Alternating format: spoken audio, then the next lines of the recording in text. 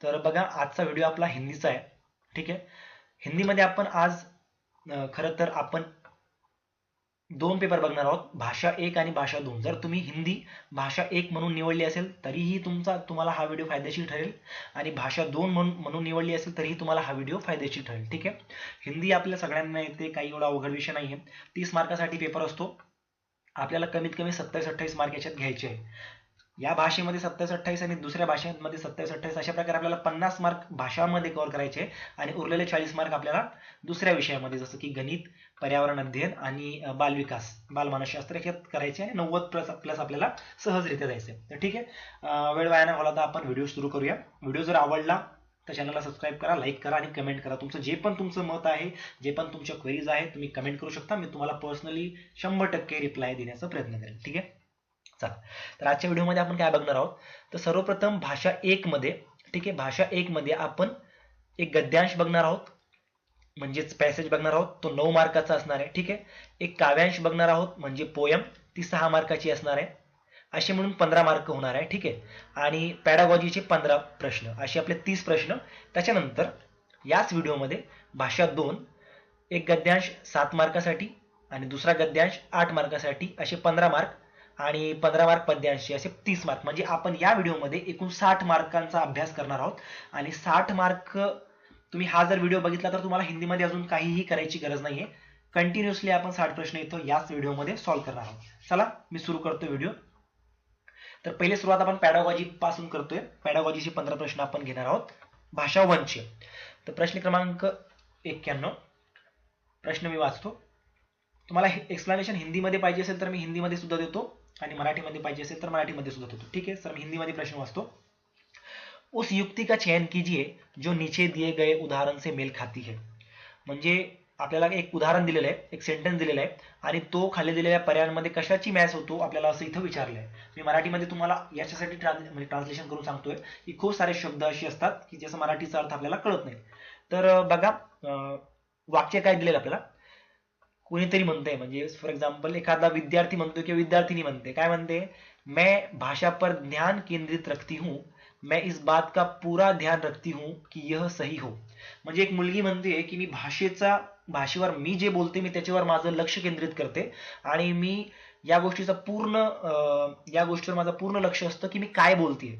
ठीक आहे. मी चुकीचं बोलतेय, मी बरोबर बोलतेय, की मी वाईट बोलतेय किंवा मी चांगलं बोलतेय, याच्यावर तिचं पूर्ण लक्ष आहे. तर मग दिलेल्या पर्यायांपैकी ती काय करते नेमकं आपल्याला इथं ओळखायचंय. तर पहिला पर्याय काय आहे, परभाषा व्यवहार, ट्रान्सलॅंग्वेजिंग, म्हणजे याला म्हणतात ट्रान्सलेशन. दुसऱ्या भाषेतून स्वतःच्या भाषेमध्ये ट्रान्सलेशन करणे किंवा स्वतःच्या भाषेतून दुसऱ्या भाषेत ट्रान्सलेशन करणे, म्हणजेच की हिंदीमधून इंग्रजीमध्ये करणे, हिंदीमधून मराठीमध्ये करणे किंवा मराठीमधून हिंदीमध्ये करणे, जसं मी आता करतोय, हा ट्रान्सलेशन झाला.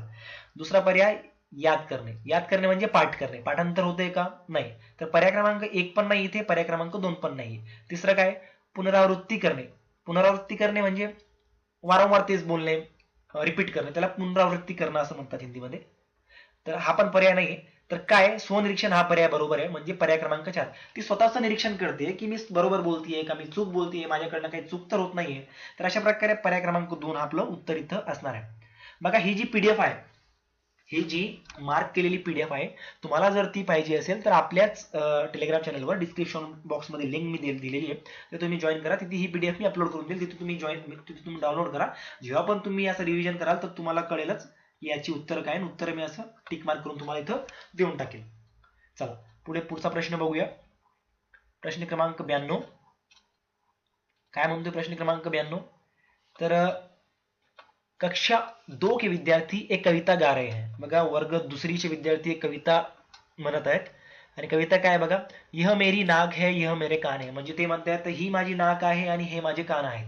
यह कविता गाते समय वे शरीर के जिस अंग का नाम लेते हैं उस अंग को स्पर्श भी करते हैं. अध्यापिका किस विधी का प्रयोग कर उन्हें सिखा रही है. म्हणजे जेव्हा ते म्हणतात ना की यह मेरी नाक है, तेव्हा ते नाकाला हात लावतात आणि जेव्हा ते म्हणतात यह मेरे कान है, तेव्हा ते कानाला हात लावतात. म्हणजे त्या ज्या पण शरीराच्या अवयवाचं नाव घेतात तेव्हा त्या शरीराला स्पर्श करतात. तर अशा प्रकारे ती जी शिक्षिका आहे तर ती कोणत्या पद्धतीने त्यांना शिकवते इथं आपल्याला असं विचारलंय. तर आपल्याला हे याची माहिती जरी नसली तर आपण काय करायचं, सर्वप्रथम सर्वचे सर्व पर्याय वाचून घ्यायचे.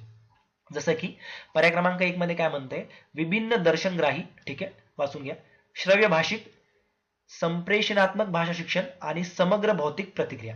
आता तुम्हाला काय वाटतंय बघा, भौतिक प्रतिक्रिया म्हणजे काय, भौतिक म्हणजे काय की शारीरिक प्रतिक्रिया म्हणजे शारीरिक प्रतिक्रिया देत आहेत ना, एक फिजिकल ते ऍक्टिव्हिटी करतायत ना. आणि या तिन्ही पर्यायामध्ये कुठेच असा काही उल्लेख नाहीये किंवा फिजिकल भौतिक असं काहीच उल्लेख नाहीये. त्याच्यामुळे पर्याय क्रमांक 4 हा आपला मिळता जुळता पर्याय आहे की ते आपल्या शरीराला, आपल्या बॉडीला आणि म्हणजे ऑब्जेक्टला हात लावून ते तिथं व्यक्त होत आहेत. त्याच्यामुळे समग्र भौतिक प्रतिक्रिया हा आपला इथं उत्तर असणार आहे. पर्याय क्रमांक 4 आपला बरोबर इथं असणार आहे. ठीक आहे.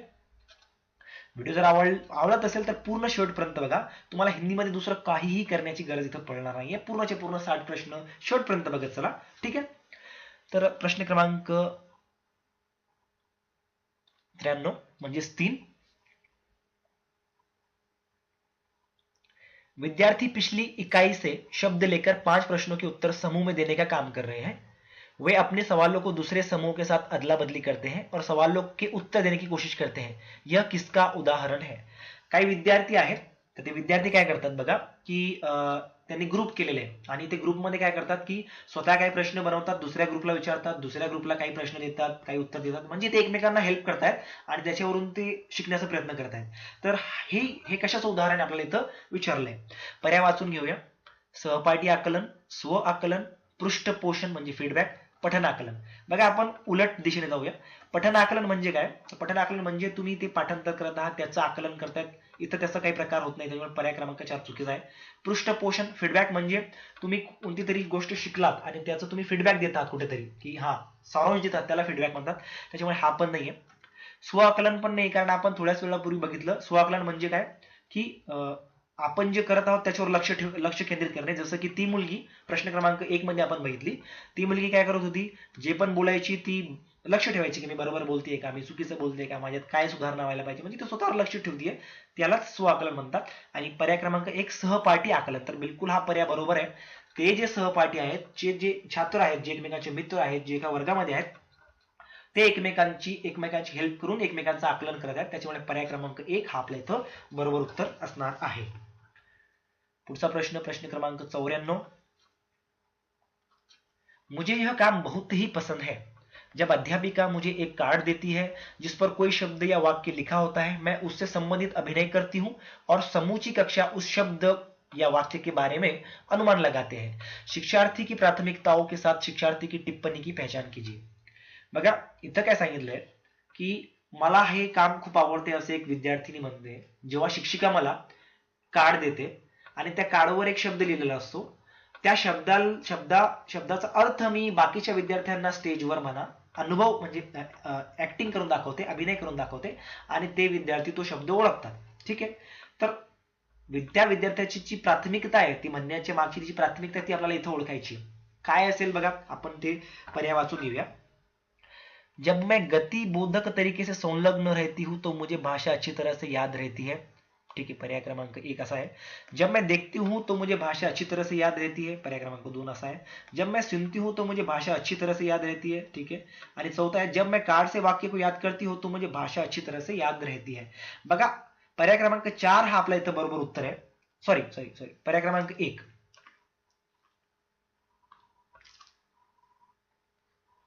काय पर्याय क्रमांक 1 हा आपला बरोबर उत्तर आहे.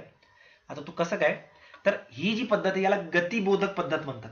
म्हणजे तिचं म्हणणं असे, इथं तिने काय सांगितलंय, मुझे यह काम बहुत ही पसंद है. म्हणजे ती इथं आपली आवड सांगते की मुझे हे काम मला खूप आवडते. जेव्हा माझी शिक्षिका मला कार्ड देतात, म्हणजे तिला ही पद्धत आवडते आणि ती पद्धतच काय आहे तर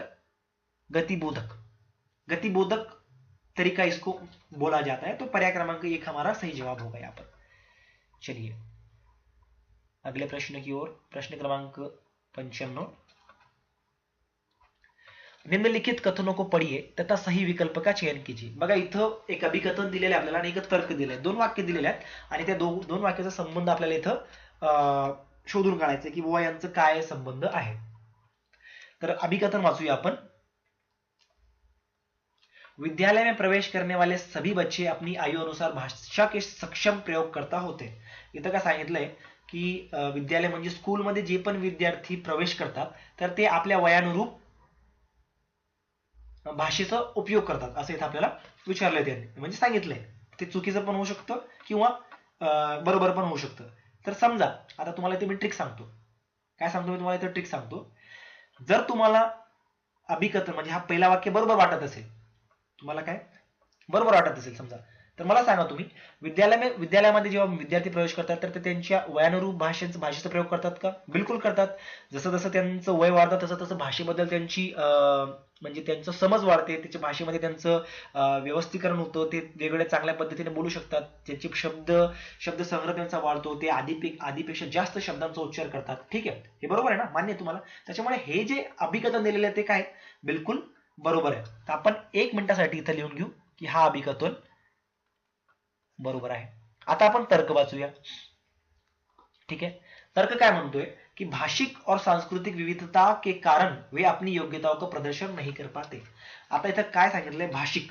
भाषिक म्हणजे इथं त्यांचं म्हणणं आहे की समजा माझी मातृभाषा जर हिंदी असेल तर मी माझं परफॉर्मन्स बरोबर करू शकत नाही, किंवा माझी मातृभाषा उर्दू असेल तर मी माझं परफॉर्मन्स बरोबर करू शकत नाही. असं काही असतं का?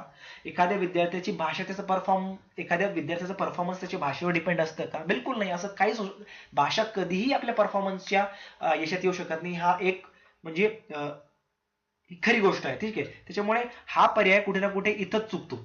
तरी आपण पुढे वाचून घेऊया.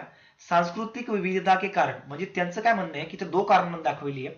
एक तर भाषा आणि दुसरं सांस्कृतिक विविधता. सांस्कृतिक विविधता म्हणजे कसं की आता मी समजा एखाद्या खेड्यामध्ये राहतो. खेड्यामध्ये जर राहत असेल तर समजा खेड्यामधले लोक जास्त शिक्षित नसतात, तर काय त्यांच्यामुळे माझ्या परफॉर्मन्सवर काही फरक पडेल का? बिलकुल नाही. असं काहीच नाहीये. त्याच्यामुळे हा पर्याय बिलकुल चुकीचा आहे. तर आता आपण याच्या समोर लिहून टाकू चूक. म्हणजे आपलं आता उत्तर काय होऊन जाईल की अभिकथन 1 बरोबर आहे आणि आर चुकीचं आहे. तर पहिल्या क्रमांक 1 मध्ये बघा काय म्हटलंय, ए गलत और आर सही. असं आहे का काही? बिलकुल नाही. दुसऱ्यामध्ये काय, ए और आर दोनों सही. दोन्ही बरोबर आहेत का? बिलकुल नाही. पुढे वाचायची गरजच नाहीये. इथंच आपलं उत्तर निघून जाते की बुवा ए आणि आर दोन्ही चुकीचे, दोन्ही बरोबर नाहीये. एक चूक आणि एक बरोबर आहे. तिसऱ्यामध्ये काय म्हणतंय, ए और आर दोनों सही आहे. दोन्ही बरोबर आहेत का? बिलकुल नाही. परंतु तिसरं काय म्हणतो, ए सही आहे परंतु आर गलत आहे. म्हणजे ए बरोबर आहे परंतु आर चुकीचं आहे. त्याच्यामुळे पर्याय क्रमांक 4 हे आपलं इथं उत्तर असणार आहे. बघा, खूप मी तुम्हाला मेहनतीने ट्रान्सलेशन करून शिकवतोय. मला नाही वाटत की युट्यूबवर कुणी असं कोणता असा चॅनल असेल की तो हिंदी मराठीमधून शिकवतोय. ठीक आहे, तर मी पूर्ण माझं जेवढं एफर्ट्स आहेत तुम्हाला सांगण्याचा प्रयत्न करतोय. काही विद्यार्थ्यांना हिंदीमध्ये थोडा प्रॉब्लेम असतो, नाही समजते. ठीक आहे, काय अडचण नाही. चॅनल सबस्क्राईब करून घ्या. तुम्हाला 30 पैकी 25 मार्काची गॅरंटी मी घेतो हिंदीमध्ये. चला, पुढचा प्रश्न क्रमांक 96. कक्षा 5 का मंजित अपने अध्यापक से अलग शैली में बात करता है, अपने मित्रों से कुछ अलग तरह से और एक 2 वर्षीय बच्चे से कुछ अलग तरह से बात करता है. इसका तात्पर्य यह हुआ कि मंजित जानता है कि सामाजिक स्थितियों में भाषा का प्रयोग किस तरह से करना है. भाषा के इस गुण को किस रूप में जाना जाता है. बघा, हा इथं प्रश्न काय दिलेला आहे की एक विद्यार्थी आहे मंजित नावाचा, तो इयत्ता 5वी मध्ये शिकतोय आणि तो काय करतो, त्याच्या शिक्षकांशी वेगळ्या पद्धतीने बोलतो, त्याच्या मित्रांशी वेगळ्या पद्धतीने बोलतो आणि लहान मुलं जी असतात 1-2 वर्षांची बालकं त्यांच्याशी वेगळ्या पद्धतीने बोलतो. तर अशा प्रकारे त्या मंजितला समाजाच्या ज्या स्थिती असतात, ज्या वेगवेगळ्या स्थिती असतात किंवा आपण ज्याला म्हणू शकतो परिस्थिती असतात, त्याच्यामध्ये भाषेचा वापर कसं करता येतो ते त्याला माहिती आहे. तर त्याचं हे गुण काय आहे आपल्याला इथं विचारलंय त्यांनी. बघा, वाकगत, प्रकृतीवादी, अर्थगत, उपयोगितावादी. बघा, इथं आपलं उत्तर काय असेल तर थोडं कन्फ्युजिंग वाला उत्तर येतं. तर आपलं उत्तर इथं उपयोगितावादी आहे. उपयोगितावादी म्हणजे काय तर व्यवहारवादी. ठीक आहे, म्हणजे त्याला असं म्हणता येईल की त्याला माहिती आहे चांगल्या प्रकारे की बुवा मी जर माझ्या शिक्षकांशी बोलेल तर मला आदराने बोलावं लागेल की सर हो मी असं केलं, मी तसं केलं, मी बिलकुल केलं, म्हणजे आदराने त्यांच्यासमोर वागावं लागेल. मित्रांसोबत जर तो असेल तर त्याला म्हणजे कसं एक थट्टा मस्करी सारखं जो आपलं बिहेवियर असतो तसं वागावं लागेल. आणि एक लहान बाळासोबत कसं वागतो आपण, काय रे बाळा काय करतो, म्हणजे प्रेमाने म्हणजे गंमतीने आपण एक बाळाशी कसं प्रेमाने बोलतो तसं तो वागतो. त्याच्या ह्या सगळ्या गोष्टी त्याला नॉलेज आहे. याला आपण काय म्हणतो, उपयोगितावादी. पर्याय क्रमांक 4 हे आपलं इथं उत्तर बरोबर असणार आहे. पुढचा प्रश्न क्रमांक 97.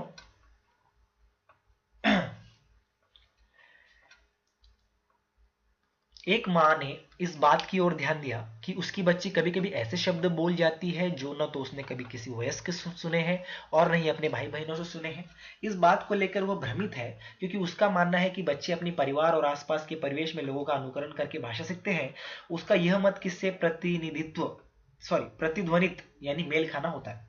बघा इथं एक आईच्या बाबत आपल्याला प्रश्न विचारलेला आहे की एक आई आहे आणि तिची जी मुलगी आहे तर ती मुलगी काय करते, कधी कधी असे शब्द बोलून जाते की ते त्याच्या म्हणजे तिच्या घरात बोलल्या जात नाही किंवा आसपासला बोलल्या जात नाही, त्याच्या वातावरणामध्ये संलग्नामध्ये बोलल्या जात नाही। तर तिच्या आईला माहिती आहे की मुलांवर जो प्रभाव पडतो तो एक तर त्याच्या परिवाराचा पडतो किंवा आसपासच्या जो पण आपलं हालचाली असतात त्यांचा पडतो, ठीक आहे। तर मग नेमकं होत काय असं तिला वाटतंय, तर काय याचं उत्तर काय आपल्याला इथं शोधायला सांगितलंय। तर बघा बहुभाषावाद पर्यायामध्ये दिले आपल्याला बहुभाषावाद, सहजवाद म्हणजेच प्राकृतवाद, व्यवहारवाद किंवा रचनावाद। तर काय याचं उत्तर, तर बघा याचं उत्तर आहे व्यवहारवाद।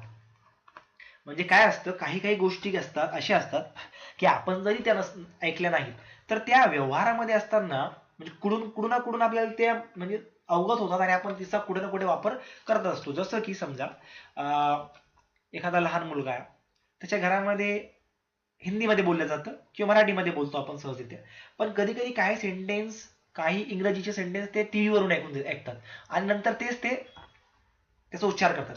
तर हे जरी त्याच्या वातावरणामध्ये नसलं तरी ते एक व्यवहारवाद आहे, म्हणजे कुठे ना कुठे ते ऐकलंय आणि म्हणूनच ते त्याचा उपयोग करतात। तर त्याचं उत्तर असेल व्यवहारवाद, ठीक आहे। चला पुढचा प्रश्न, प्रश्न क्रमांक 98। कौशलों के उस समूह को क्या कहेंगे जो बच्चे औपचारिक पठन निर्देश शुरू करने से पहले विकसित कर लेते हैं और जो बाद के अकादमिक कौशलों के लिए बुनियाद प्रदान करते हैं। इथं काय सांगितलंय बघा की कौशल्य म्हणजे काय, तर कौशल्य ज्याला म्हणतो आपण, तर कौशल्यांच्या त्या ग्रुपला काय म्हणू आपण, म्हणजे काय म्हणू आपण जे मुलं त्यांचे अकॅडमिक म्हणजे आधीच ते हे करून घेतात, म्हणजे ग्रास्प करून घेतात, त्याला काय म्हणता येईल असं इथं आपल्याला सांगितलंय। तर याचं उत्तर आहे पर्याय क्रमांक 1 उद्गामी साक्षरता। त्याला काय म्हणतात, उद्गामी साक्षरता। पुढचा प्रश्न, प्रश्न क्रमांक 99। एक दादी अपने घर में छोटे बच्चों को पुस्तकों से कहानियां पढ़कर सुनाना पसंद करती है। इस तरह से वह उन्हें पुस्तकों व नए विचारों से परिचित करवाती है।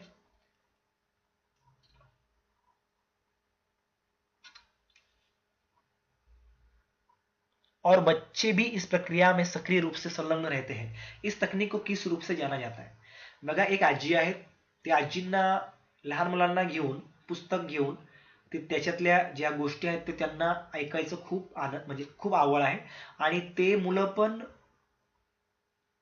खूप सक्रियरित्या म्हणजे चांगल्यारित्या ते ऐकतात आणि नवीन विचार वगैरे ते तिथून म्हणजे ग्रास्प करतात, शिकतात। तर या टेक्निकला काय म्हणतात असं आपल्याला इथं विचारलंय। काय म्हणतात बघा या टेक्निकला, स्वस्वर पठण म्हणतात का, नाही। मॉडेल पठण म्हणतात का, नाही। साजा पठण म्हणतात का, नाही। तर संभाषिक पठण म्हणतात। काय म्हणतात, संभाषिक पठण। का म्हणतात संभाषिक पठण, कारण आजी संभाषण करते तिथे, आजी संभाषण करून त्यांना शिकवण्याचा प्रयत्न करते की एक असं होतं, एक कहाणी अशी होती मागच्या काळी असं तसं, तर अशा प्रकारे त्यांच्यामध्ये संभाषण होतंय। तर पर्याय क्रमांक 4 हे आपल्या इथं बरोबर उत्तर असणार आहे। सर्वांना आता पण विनंती आहे, आतापर्यंत जरी आपण चॅनल सबस्क्राईब केलं नसेल तर प्लीज आपल्या चॅनलला सबस्क्राईब करा, जेणेकरून आणि बेल आयकॉन सुद्धा प्रेस करा, जेणेकरून भविष्यामध्ये येणाऱ्या सर्व व्हिडिओचे नोटिफिकेशन तुम्हाला येतील आणि तुम्ही लेटेस्ट अपडेट घेऊन सगळ्या सीटीईटीच्या सब्जेक्टचा अभ्यास करू शकता। प्रश्न क्रमांक 100 बघूया। पठन सिखाने का वह उपागम जिसमें मूल तत्वों जैसे वर्णों और स्वनिम से शुरू किया जाता है और जिसमें बच्चों को यह सिखाया जाता है कि समग्र रूप से पठन सीखने से पहले स्वनिम को शब्दों से मिलाया जाता है, इस उपागम को क्या कहेंगे। बघा प्रश्न क्रमांक 100 चं उत्तर आहे अधोमुखी, बॉटम अप उगम। या उपागमला काय म्हणणार, तर अधोमुखी बॉटम अप उपागम, ठीक है। चला पुढचा प्रश्न, प्रश्न क्रमांक 101। निम्नलिखित कथनों को पढ़िए तथा सही विकल्प का चयन कीजिए। पुन्हा इथं आपल्याला एक अभिकथन दिलंय आणि एक तर्क दिलाय। सरळ सरळ आपण आता अभिकथन वाचूया। प्रश्न क्रमांक 101। ध्वन्यात्मक वर्तनी के प्रयोग से सही वर्तनी लिखना सीखने की योग्यता मंद पड़ जाती है। आणि तर्क म्हटलंय, जब बच्चे पारंपरिक वर्तनी के साथ स्थान पर अपनी आविष्कृत वर्तनी का उपयोग करते हैं तब यह सही वर्तनी लिखने की उनकी योग्यता को मंद नहीं कर सकती, नहीं करती है। काय असेल याचं उत्तर? तर याचं उत्तर बघा की पहिला जो पर्याय आहे की ध्वन्यात्मक वर्तनी के प्रयोग से सही वर्तनी लिखना सीखने की योग्यता को मंद करनी पड़ती है, हे बघा हा बिलकुल चुकीचा पर्याय, असं काहीही होत नाही। आणि दुसरा काय, जब बच्चे पारंपरिक वर्तनी के स्थान पर अपनी आविष्कृत वर्तनी का उपयोग करते तब यह सही वर्तनी लिखने की योग्यता को मंद नहीं करती है, हा बिलकुल बरोबर पर्याय। त्याच्यामुळे ए गलत परंतु आर सही, इथंच आपलं पहिला उत्तर मिळतो, त्याच्यामुळे पुढे जाण्याची काही गरज आपल्याला इथं नाहीये। पर्याय क्रमांक 1 हे आपलं उत्तर इथे असणार आहे। प्रश्न क्रमांक 102, नई भाषा सीखते समय बहुत से विद्यार्थी भाषा के अद्वितीय उच्चारण संबंधी नियमों के कारण भाषा बोलते समय प्राय आत्मविश्वास की कमी का सामना करते हैं। इस समस्या को दूर करने का तरीका क्या है? खूप सारे विद्यार्थी असतात ते जेव्हा नवीन भाषा शिकतात, उदाहरणार्थ आपण जेव्हा इंग्रजी शिकतो तेव्हा आपल्याला काय असतं की आपण बोलताना आत्मविश्वास आपल्यामध्ये कमी असतो, आपल्याला असं वाटतं की बाबा मी बोलतोय ते चुकीचं आहे, माझ्यावर हसतील असं वगैरे। तर ही जी प्रॉब्लेम आहे या प्रॉब्लेमला दूर करण्याचं काय उपाय आहे आपल्याला इथं असं विचारलंय। तर आपण पर्याय वाचूया। पर्याय 1 काय म्हणतोय, जब जब उन्हें समस्या आए उनकी गलती में सुधार किया जाए, बच्चे कक्षा में स्वस्वर वाचन करें, कक्षा में एक ऐसी खेलों जैसी गतिविधियों का प्रयोग किया जाए जिससे मौखिक अंतक्रियाएं अधिक हो। या प्रश्न पर्याय क्रमांक 4, काउंसलर के साथ विशेष वाक थेरेपी सत्र आयोजित किए जाए और ड्रिल के माध्यम से अभ्यास किया जाए। काय वाटतं तुम्हाला याचं उत्तर? बघा,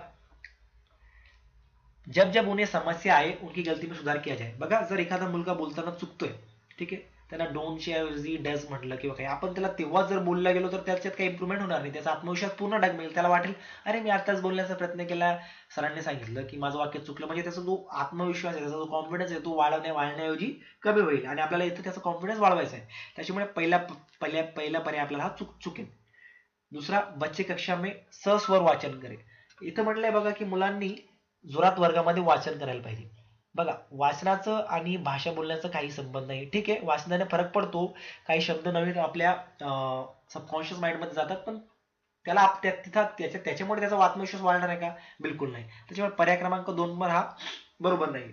पर्याय क्रमांक 3, कक्षा में एक ऐसे खेलो जैसी गतिविधियों का प्रयोग किया जाए जिससे मौखिक अंतक्रिया अधिक हो, हा पर्याय चांगला वाटतोय, कारण तिथे सांगितलंय की वर्गामध्ये तुम्ही अशा गोष्टींचा वापर करा की ज्याच्यामुळे म्हणजे असे तुम्ही प्रयोग करा वर्गामध्ये की ज्याच्यात जास्त बोलण्याची संधी मिळायला पाहिजे त्या भाषेमध्ये जे शिकता येतं। जसं की आपण आता विद्यार्थ्यांना इंग्रजी शिकवायचा प्रयत्न करतोय, तर आपण तिथं सेंटेन्सचं काहीतरी एक गेम खेळू शकतो की कोण जास्त सेंटेन्स बोलून दाखवतो, कोण काय करतो, असं मुलांमध्ये काहीतरी एक नवीन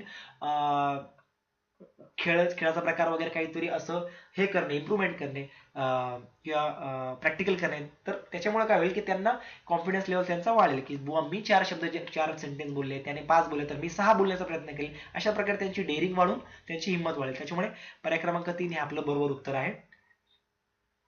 पुढे जाऊया, प्रश्न क्रमांक 103,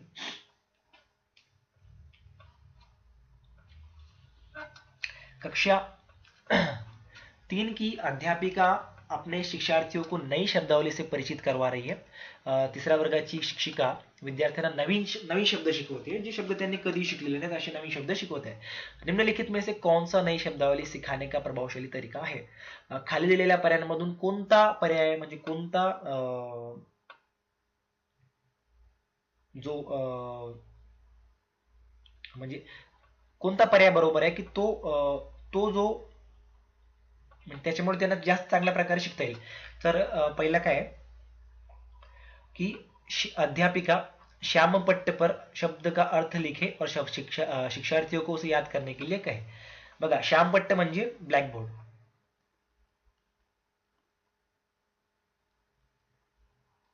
ठीक आहे, तर शिक्षकाने काय करायला पाहिजे की ब्लॅकबोर्डवर फळ्यावर शब्द लिहून त्याचा अर्थ लिहून त्या मुलांना ते पाठ करायला लावायला पाहिजे। असं चालेल का? नाही, पाठांतर म्हणजे इथं ते शब्द त्यांचे फक्त पाठ होतील, पण त्यांना त्याचा अर्थ कळेल का? त्यांना अर्थ कळवायचा आहे, त्यांना ते परिचित कळवायचे आहे, ठीक आहे, म्हणजे त्यांना दैनंदिन जीवनामध्ये त्या शब्दांचा कुठे उपयोग होतो ही एवढी माहिती त्या विद्यार्थ्यांना, याच्यामुळे पर्याय क्रमांक 1 बरोबर असणार नाही। दूसरा बघूया, अध्यापिका शब्दों के विलोम शब्द बताए और बच्चों की भाषा उन शब्दों के लिए अर्थ बताए. म्हणजे त्या शब्दांची विरुद्धार्थी शब्द दाखवून काय फायदा होणार आहे का? त्या मुलांना तेच शब्द सध्या माहित नाही तर त्याच्या विरुद्धार्थी शब्दाचा मुलं काय करणार आहे? तेच शब्दांचा अर्थ माहित नाही तर विरुद्धार्थी शब्द बघून त्यांना ऐकून त्यांना काही फायदा होणार आहे का? नाही. त्याच्यामुळे पर्याय क्रमांक 2 पण इथं चुकीचा वाटतो. पर्याय क्रमांक 3 बघूया, अध्यापिका बच्चों को शब्दों की ठोस परिभाषा बताए. आणि पर्याय क्रमांक 4, अध्यापिका स्थिति विशेष के अनुसार उस शब्द का अर्थ समझाने की कोशिश करे. आता तुम्ही सांगा मला, ठोस परिभाषा म्हणजे समजा आता एखादा शब्द आहे जसं की पाईप, मुलांना तो माहिती आहे पण 1 मिनिटासाठी आपण समजू का पाईपाचा अर्थ मुलांना माहिती आहे. आता जर शिक्षकाने सांगितलं की पाईप हा एक असा प्रकार असतो, तसा असतो आणि त्याला ह्याला पाईप म्हणतात, असं तसं काही जमणार आहे का? नाही. तर पर्याय क्रमांक 3 पण हे परिभाषा म्हणजे त्याची डिफिनेशन सांगून विद्यार्थ्यांना ते समजणार नाही. परंतु पर्याय क्रमांक 4 बघा, अध्यापिका स्थिती विशेष के अनुसार शब्द का अर्थ समजाने की कोशिश करे. म्हणजेच अध्यापिकेने शिक्षिकेने त्यांना सांगायला पाहिजे की बाबा हा पाईप आहे, आपण जे आपल्या नळाला जेव्हा पाणी येतं तेव्हा आपण त्या पाईपच्या साहाय्याने पाणी भरतो. तुम्ही तुमच्या घरामध्ये ते बघितलं असेल, तुमची आई तुमचे वडील शेतामध्ये पाईपचं यूज करतात. अशा प्रकारे लिंकिंग करून त्याला त्या विद्यार्थ्यांना त्याची गोष्ट त्याचा उपयोग या सर्व गोष्टी जेव्हा समजावून सांगण्यात येतील तेव्हाच त्याचं अर्थ समजण्यास मदत होईल. ठीक आहे. चला पुढचा प्रश्न क्रमांक 104, भाषा सीखना किससे संबंधित आहे? भाषा शिकणं कोणत्या गोष्टीशी संबंधित आहे आपल्याला इथं असं विचारलंय. तर बघा, अर्जन नाही, प्रक्रिया नाही, उत्पाद नाही, तर कौशल. भाषा शिकणे म्हणजे कौशलाशी संबंधित आहे. त्यामुळे पर्याय क्रमांक 1 हे आपलं बरोबर उत्तर इथे असणार आहे. आणि आता पॅडागॉजीचा शेवटचा प्रश्न, मोठा प्रश्न असल्यामुळे मी थोडी स्क्रीन छोटी करतो.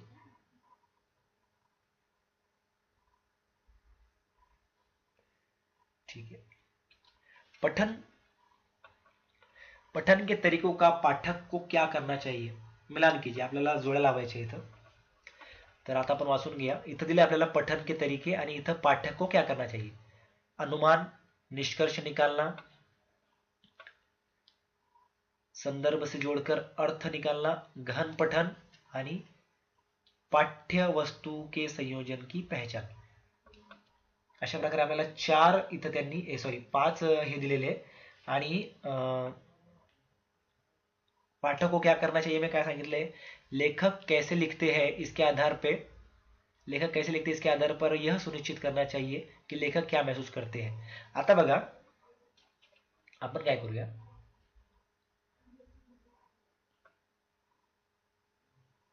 हे बघा अनुमान. तर अनुमानचं उत्तर हे पाठ्य सामग्री किस बारे में है ये जानने के लिए शीर्षकों और चित्रों का प्रयोग करना.